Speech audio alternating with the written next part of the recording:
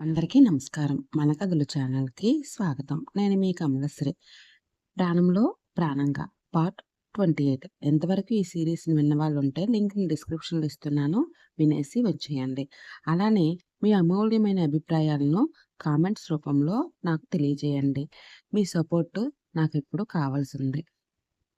శాలిని ఇక్కడ రోజు గుడికి వెళ్తున్నానని చెప్పి, దానికి కాస్త దూరంగా ఉన్న ఒక క్లబ్‌కి వెళ్లి అక్కడ పేకాట ఆడుతుంది. అలా ఆడుతూ చాలానే డబ్బు ఓడిపోయింది ఓ రోజు. దాంతో తనతో ఆడిన వాళ్ళు డబ్బు కడితే కానీ ఇంటికి పంపమని చెప్పడంతో ఏం చేయాలో తెలియక తల్లికి ఫోన్ చేస్తుండగా ఓ వ్యక్తి వచ్చి ఆ మొత్తం ఇచ్చి ఆమెని తనతో తీసుకువెళ్ళాడు. Thank you. నువ్వు రాకపోయి ఉంటే ఈరోజు ఏం జరిగేదో కారు దిగుతూనే అంది శాలిని. ఓహ్! శాలిని, ఇప్పటికి చాలా సార్లు అన్నావు ఆ మాటను. It's okay. మనమంతా రిలేటివ్స్.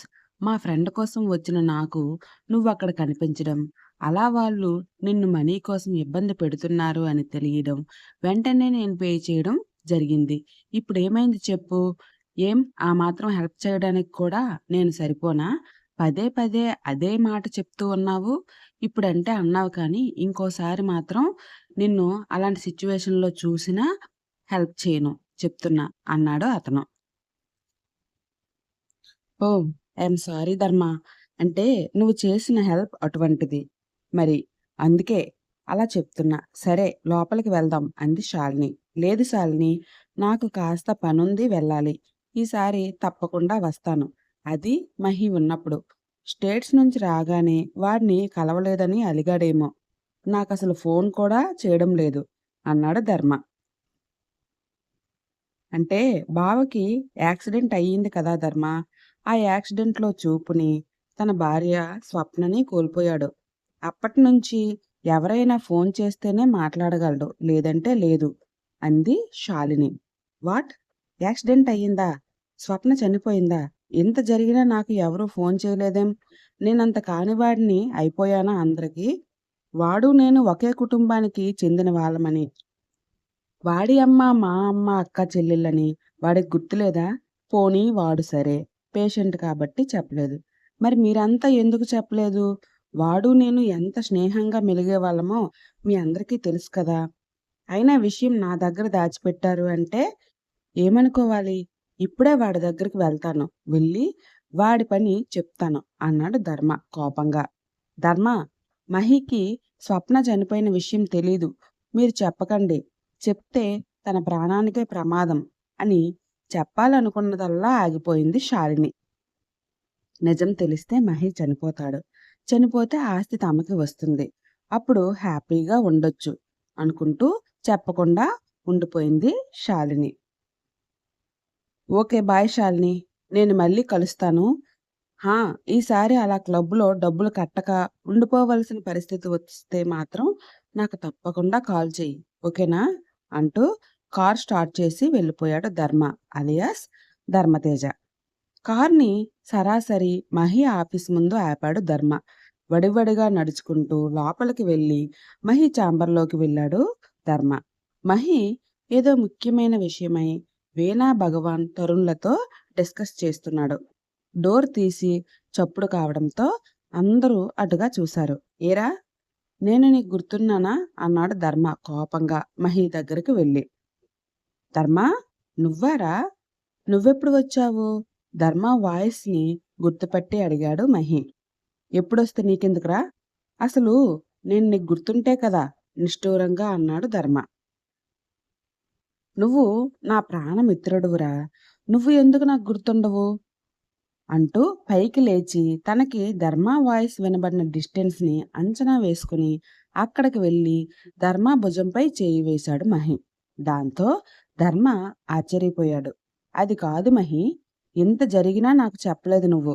అంటే మీ అమ్మ, నా అమ్మ వేరు వేరు అనే కదా నన్ను దూరం పెట్టావు. నువ్విలా చేస్తావనుకోలేదురా. కనీసం స్వప్న విషయం కూడా నాకు చెప్పలేదు అన్నాడు ధర్మ. రేయ్! తన కోసం మాట్లాడొద్దు. ప్రాణంలా ప్రేమించి నన్ను కాదన్న ఆ శేషాద్రి నాయుడు దగ్గరికే వెళ్ళిపోయింది కదా! ఉండనీ వాడితోనే. ఇంకెప్పుడు నాతో ఆ విషయం డిస్కస్ చేయాలి అనుకోకు అన్నాడు మహి కోపంగా. వీడికి కూడా స్వప్న కనబడడం లేదా? కానీ తను నా పక్కనే ఉండి నాతో మాట్లాడుతుంది కదా! అసలు ఏం జరుగుతుందో నాకు అర్థం కావడం లేదు అని మనసులో అనుకున్నాడు మహి. వీడేంటి స్వప్న చనిపోతే శేషాద్రి నాయుడు దగ్గరికి వెళ్ళిపోయింది అంటున్నాడు. అంటే వీడికి నిజం తెలీదా? అని మనసులో అనుకున్నాడు ధర్మ. అది కాదురా స్వప్న అని ఏదో చెప్పబోతుంటే భగవాన్ అతన్ని పట్టుకుని ఆపి, అవును ధర్మ, నువ్వు ఎప్పుడు వచ్చావు అంటూ అడిగాడు. లాస్ట్ వీక్ వచ్చాను అంకుల్. రాగానే ఢిల్లీలో మీటింగ్ ఉంటే వెళ్ళాను. అక్కడి నుంచి నిన్ననే వచ్చాను. ఇందాకే శాలిని కనబడింది. తానే చెప్పింది. పెద్దమ్మ వాళ్ళు ఉన్నప్పుడు అందరం ఒకే ఇంట్లో పెరిగాం. వాళ్ళు చనిపోయాక నేను జాబ్ కోసం అబ్రాడ్ వెళ్ళి అక్కడ సెటిల్ అయిపోయాను. అంత మాత్రానికే నేను మీకు దూరం అయిపోయినట్లు అనుకున్నారా? ఇంత జరిగినా మీరు కూడా నాకు ఇన్ఫార్మ్ చేయలేదు ఏంటి అంకుల్? అన్నాడు భగవాన్ వైపు కోపంగా చూస్తూ. అసలు మాకు తెలిసేసరికే ఆలస్యం అయిపోయింది ధర్మ. వరుణ్‌కి ఎవరో ఫోన్ చేస్తే వాడు తన హాస్పిటల్‌లో ఉంచి ట్రీట్మెంట్ ఇప్పించాడు. తర్వాత వచ్చాం మేము అన్నాడు భగవాన్. సరే, అయిపోయిందేదో అయిపోయింది. మహి, ఇప్పటికైనా ఏమీ మించిపోలేదు. నువ్వు మరో పెళ్లి చేసుకోరా. స్వప్నను పూర్తిగా మర్చిపో అన్నాడు ధర్మ. ఏం మాట్లాడుతున్నావో తెలుస్తుందా ధర్మ? మరో పెళ్లి చేసుకోవాలా? ఈ జన్మకి నా భార్య స్వప్ననే. మరో మనిషికి నా జీవితంలో చోటు లేదు. తను శేషాద్రి దగ్గరికి వెళ్ళిపోయినంత మాత్రాన నా భార్య కాకుండా పోతుందా? ఇదే మాట చెప్పాలి అనుకుంటే మటుకు నువ్వు నా దగ్గరకు మరి రాకు ఆవేశంగా అన్నాడు మహి. దాంతో అతనికి తలనొప్పి రావడం మొదలై కళ్ళు తిరిగి పడిపోబోతుంటే పక్కనే నిలబడి ఉన్న వీణ అతన్ని పట్టుకుని చైర్లో కూర్చోబెట్టింది. Sir, please control yourself అంటూ వాటర్ గ్లాస్ అందించి అతనికి నీరు తాగించింది. పక్కనే ఉన్న స్వప్న ఇదంతా గమనిస్తూనే ఉంది. ధర్మ, వాడిన్న సిచ్యువేషన్లో అలా అనడం ఎంతవరకు కరెక్ట్ చెప్పు. సరే, ఏదన్నా ఉంటే తర్వాత మాట్లాడుకుందాం.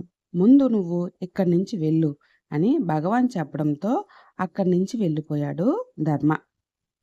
వెళుతున్న అతని వైపే చూస్తూ ఉంది స్వప్న. రోజు రోజుకి అనంత్‌కి పెళ్లి చేసుకో అన్న ప్రెజర్ ఎక్కువ అవుతూనే ఉంది.